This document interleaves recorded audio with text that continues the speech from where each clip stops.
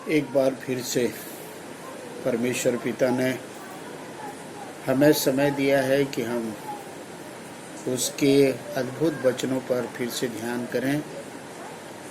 आइए हम परमेश्वर के वचन में उद्धार के बारे में सीखेंगे कि परमेश्वर ने अनसुलझे विषयों को जो मनुष्य के जीवन में था वो था कि मनुष्य मोक्ष को कैसे प्राप्त करे, उद्धार को कैसे प्राप्त करे, अनंत जीवन को कैसे पाए।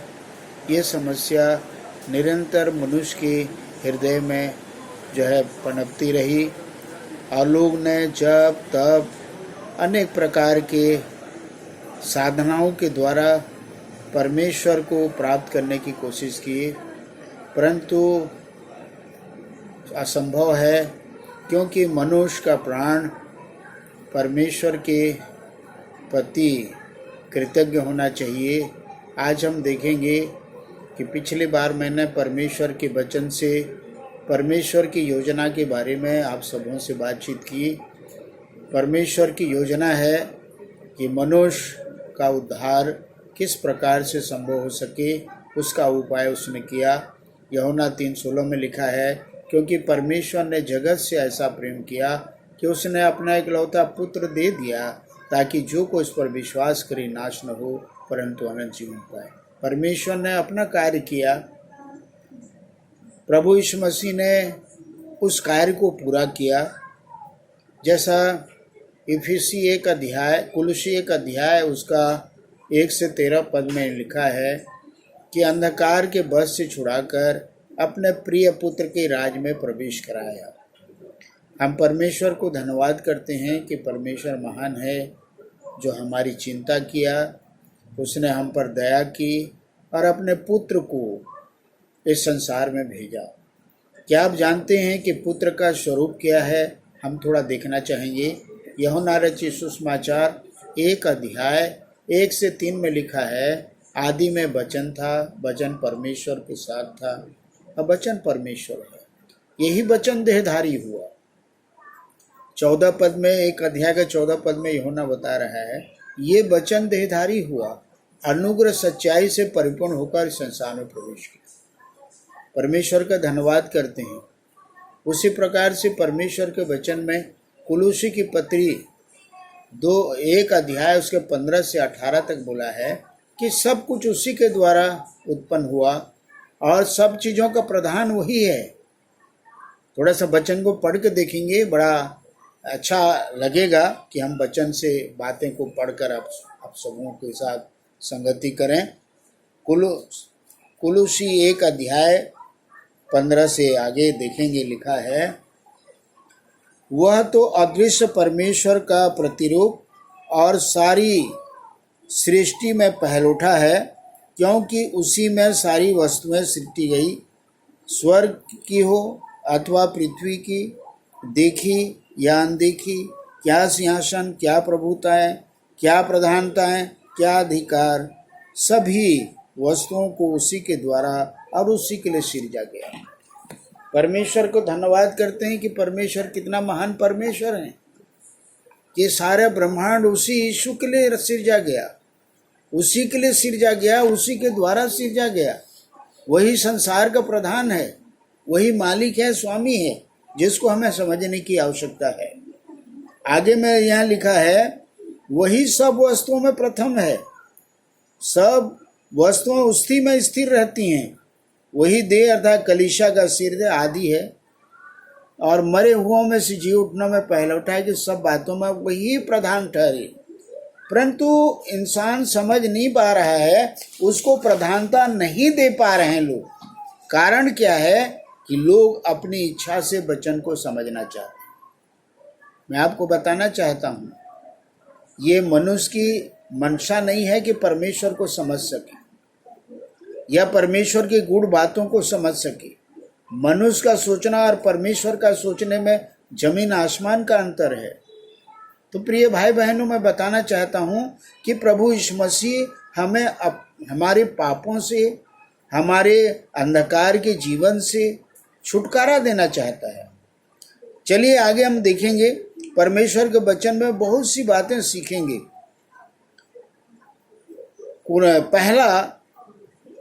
पहला जो है यूहन्ना 2:23 को हम देखेंगे। उसके पहले हम फिलिप्पी की पत्री 2:5 से 8 तक देखेंगे कि सारी प्रधानताएं, सारे अधिकार, सारे वैभव जो यीशु मसीह के पास था, वचन के पास था, उसको उतार दिया, अपने को शून्य किया, अपने आप को ईश्वरीय सामर्थ्य से शून्य कर दिया।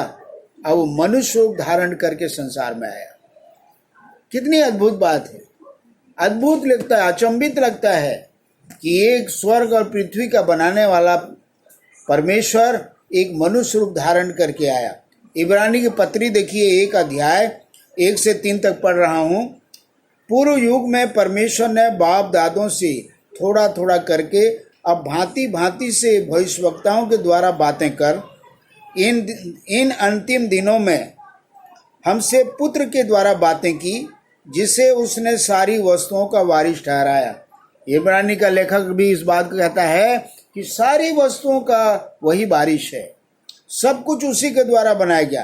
3 पद लिखा है, वह उसकी महिमा का प्रकाश, मतलब परमेश्वर का महिमा का प्रकाश और उसके तत्व की छाप है। परमेश्वर के तत्व की छाप है लिखा है, और सब वस्तुओं में उसकी सामर्थ्य के वचन से संभालता है। वह पापों को धोकर ऊंचे स्थानों पर महिमा महिन के दाने और बैठ गया। आप समझ में आ रहा है कि प्रभु यीशु मसीह कोई छोटा बालक नहीं है। प्रभु यीशु मसीह स्वयं परमेश्वर का प्रतिरूप और छाप है। सारे ईश्वरत्व तो उसमें निवास करते हैं। कुलुसी 2 उसका 9 पद लिखा है, ईश्वर की सारी गुण उसके अंदर में मौजूद है। आगे हम देखेंगे प्रभु यीशु मसीह के बारे में बहुत सी बातें सीखने की आवश्यकता है। हमें बात को जानना है कि प्रभु यीशु मसीह हमारे उद्धार के लिए जब यहाँ संसार में आए और उन्होंने लोगों के सामने में घोषणा की, जैसा हम देखते हैं कि इब्रानी के पत्री 1:5 में लिखा, ये मेरा प्रिय पुत्र है। प्रभु यीशु मसीह को परमेश्वर ने कहा, ये मेरा प्रिय पुत्र है। उसके बाद लूका 1:35 में लिख रहा है कि ये मेरा इकलौता पुत्र है, इसकी बातों को सुनो। मत्ती 17:5 में भी इस बात को लिखा है कि इसको सुनो, मेरे पुत्र की सुनो। आज हम इस बात को नहीं जानना चाहते हैं कि प्रभु यीशु मसीह हमसे क्या बातचीत करना चाहता है। हम क्या उसके बारे में सोच सकते हैं, इसके बारे में हमें मालूम नहीं रहता। परंतु परमेश्वर का वचन कहता है कि वो संसार में एक नम्र और दीन बनकर आया और हमारे पापों को अपने ऊपर उठा लिया। 2 कुरिन्थी 5:21 में लिखा है, जो पाप से अज्ञात था, पाप की जानकारी नहीं थी, परमेश्वर ने उसके ऊपर सारे पापों का बोझ डाल दिया। यूहन्ना रचित सुसमाचार 1:29 लिखा, यूहन्ना वहां पर लिख रहा है कि बता रहा है यूहन्ना, देखो ये परमेश्वर का मेमना है जो जगत का पाप उठा ले जाता है। मेरे प्रिय भाई बहनों, आप प्रेरितों के काम 4:12 में लिखा है, संसार में और कोई नाम नहीं दिया गया जिससे मनुष्य उद्धार को प्राप्त कर सके। एक लौता नाम वो है यीशु, जिसके द्वारा मनुष्य मुक्ति को प्राप्त कर सकता है।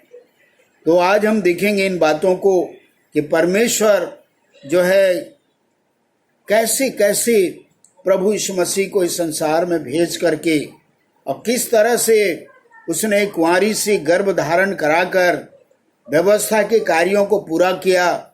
व्यवस्था में लिखा था, यदि कोई कुंवारी गर्भवती होती है तो व्यभिचार करने वाले और व्यभिचारिणी दोनों को पत्थर से मार डाला जाए, पथरवा किया जाए। परमेश्वर ने उसका भी उपाय किया। मेरे प्रिय भाई बहनों, हम जानना चाहते हैं इन बातों को कि परमेश्वर मुझे और आपसे अद्भुत प्रेम करता है। क्या हम इस प्रेम को समझ पाए हैं? क्या इस पर हमने कभी दृष्टि किया? क्या हम अपने पापों के प्रति हम जो है गंभीरता दिखाई कि मैं जो झूठ बोलता हूँ, लालच करता हूँ, व्यभिचार करता हूँ, गाली देता हूँ, शराब पीता हूँ, चुगलखोरी करता हूँ, बदनाम करता हूँ? ये परमेश्वर के वचन में लिखे हुए हैं। हमें इन चीज़ों से परमेश्वर बचाना चाहते हैं। चलिए हम देखना चाहेंगे कि परमेश्वर प्रभु यीशु मसीह ने लोगों को समझाया कि मैं और पिता एक हैं। चलिए कुछ वचनों से देखते हैं। यूहन्ना 10 अध्याय 30 पद में मैं और पिता एक हैं लिखा। हम में दोनों में कोई अंतर नहीं है। उसके बाद 14 अध्याय यूहन्ना उसके 9 पद में जिसने मुझे देखा है उसने पिता को देखा है। उसके बाद 10:33 में लिखा है यूहन्ना तू मनुष्य होकर अपने आप को परमेश्वर बताता है। यहूदियों ने उसे पथरवा करना चाहा क्योंकि प्रभु यीशु मसीह ने बहुत से बात दावे किए कि परमेश्वर से मैं निकल के आया हूँ, मेरा पिता परमेश्वर है। तो यहूदियों ने उसको मार डालने का अनेक उपाय किया। आगे हम देखेंगे यूहन्ना 17 अध्याय 5 में लिखा है समानता की बात कर, मैं और पिता एक हैं, हम में कोई अंतर नहीं है।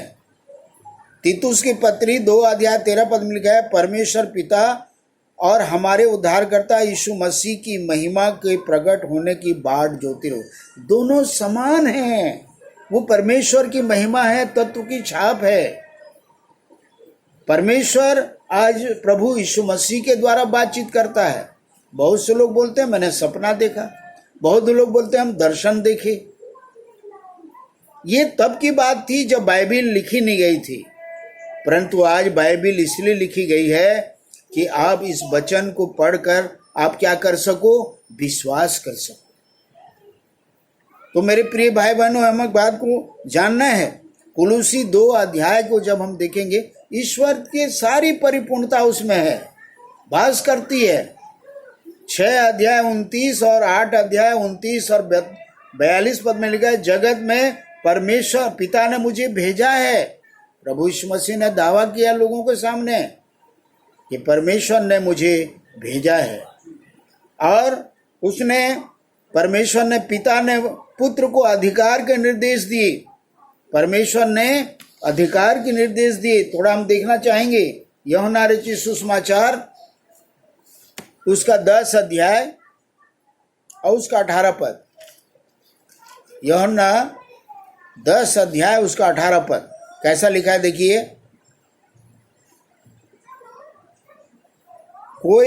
कोई उसे मुझसे छीनता नहीं, परंतु मैं उसे आप ही देता हूँ। मुझे उसको देने का भी अधिकार है और उसे लेने का भी अधिकार है। यह आज्ञा मेरे पिता से मुझे मिली है।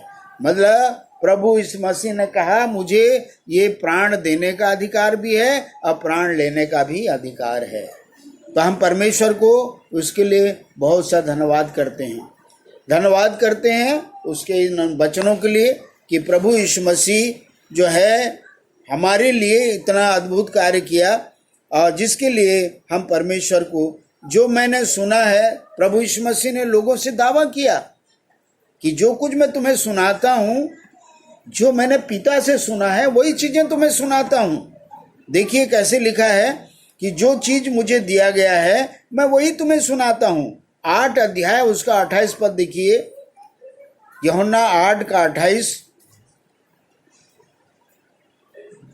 वचन में लिखा है तब यीशु ने कहा जब तुम मनुष्य के पुत्र को ऊंचे पर चढ़ाओगे तो जानोगे कि मैं वही हूँ। मैं अपने आप से कुछ नहीं करता, परंतु जैसे मेरे पिता ने मुझे सिखाया है वैसा ही ये बातें कहता हूँ। मतलब जो पिता ने जो बातें कही है उन्हीं बातों को मैं कहता हूँ करके परमेश्वर के वचन में लिखा हुआ है। मेरे प्रिय भाई बहनों, हम परमेश्वर को धन्यवाद करते हैं।